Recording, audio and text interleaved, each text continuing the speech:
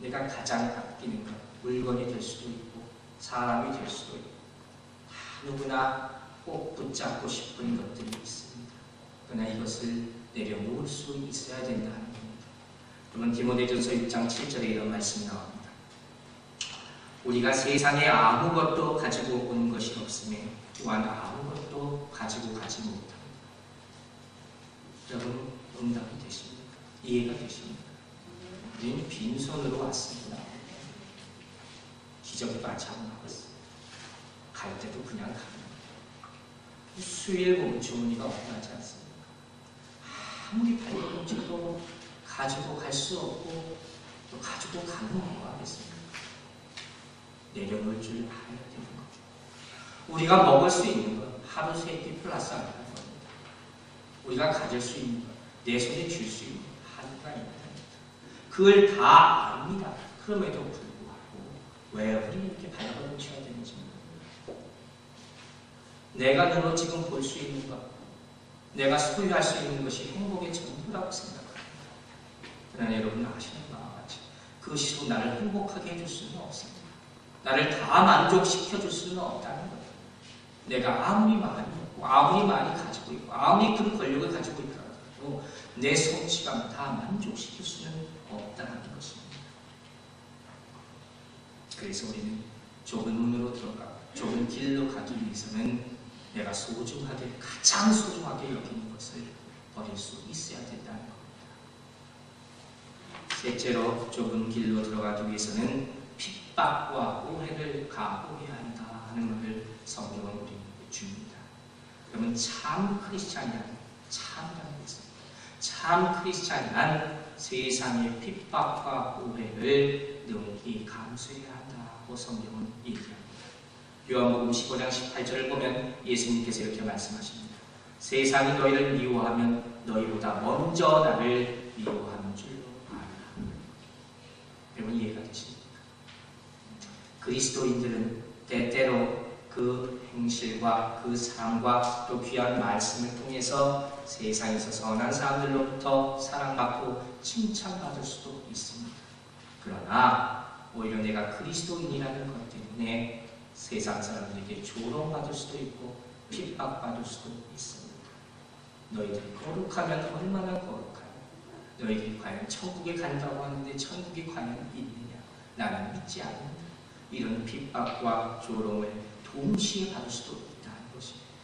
그러면 우리에게 핍박이 왔을 때, 우리에게 고난이 왔을 때, 환난이 왔을 때 그것을 내가 이겨낼 수 있다면 내가 그리스도의 길, 좁은 문과 좁은 길을 걸어가지고 있다 하는 것을 여러분 믿음으로 받으시면 여러분들 되시기 바랍니다. 자, 마지막으로 좁은 문으로 들어가라 하는 말소리는 그 문을 열고 그냥 잠시 길을 산책하고 나오라는 것이 아니라 그 안에서 살라 하는 그런 의미가 담겨져 있습니다. 여러분, 오늘날에는 참 좋은 설교들이 많습니다. 참 좋은 말씀들이 많이 선포됩니다. 그런데 우리의 문제는 뭡니까? 교회에서 설교를 듣고 그냥 구경만 한다는 거예요. 그냥 인조이만 한다는 겁니다. 우리는 어떻게 해야 되겠습니까? 실제로 이 말씀을 받고 그대로 크리스찬의 삶을 살아야 한다는 것입니다. 이것이 참 쉬운 일이 아니라는 겁니다. 그리고 산상설교의, 여러분 이제까지 계속 보신 산상설교의 특징이 여기 바로 이겁니다. 말은 참 굉장히 좋은 말입니다. 조금 이해가 안 가면서도 굉장히 좋은 말인데 어떻게 보면 내 삶과는 동떨어진 말이고 나는 도저히 이해할 수 없는 말도 있고 내가 도저히 실천할 수 없는 말도 있어요. 이게 산상설교의 말씀입니다. 그렇기 때문에 이것이 내 삶과는 동떨어진 얘기가 될 수밖에 없는 것이고 이것은 몇몇 사람, 아니 택한 사람만 이렇게 살아야 된다. 이렇게 우리가 스스로 치부할 수밖에 없다 하는 겁니다. 그렇기 때문에 어떤 의미로 말하면 오늘 말하는 이 좁은 문, 좁은 길은 인간의 노력이나 도덕적인 성취는 도저히 열릴 수 없는 문이에요. 왜? 우리 본능적으로 이런 걸 거부하는 마음이 있기 때문입니다. 여러분 기억해 보십시오. 이 산상설교에 나오는 말씀들을 보면 우리가 이 가운데 얼마나 많은 말씀을 성취할 수 있겠습니까? 이건 감히 우리 어떻게 할 수 없는 거예요. 좋은 말씀입니다. 그냥 이것으로 끝나는 거예요. 나는 안 되는 거예요. 내 힘으로는 할 수 없는 거예요. 어떻게 내 것을 다 주고 나보고 살란 말씀입니까? 항상 이유만 생각하고 어떻게 살라는 말씀입니까? 초대교회 사람들은 그렇게 살기 그랬을 수도 있었겠죠. 예수의 제자들이 제자들이니까 특별히 택함받았으니까 그럴 수 있었겠죠. 그 시대의 이야기니까 그 시대 사람들은 그럴 수 있었겠죠. 그러나 다른 건 못합니다. 어떻게 이렇게 살나? 그러나 주님께서는 오늘 우리에게 이 말씀을 주셨습니다. 왜 주셨겠습니까? 우리가 할 수 없는 말씀을 주신 것은 절대로 아닐 것이에요. 제가 요새 아티클을 몇 개를 보면서 많이 생각한 것이 있습니다. 현대인들은 목회자나 다 마찬가지예요. 예배를 인조이 한다는 것, 그냥 인조이 하는 것으로 끝난다는 것입니다.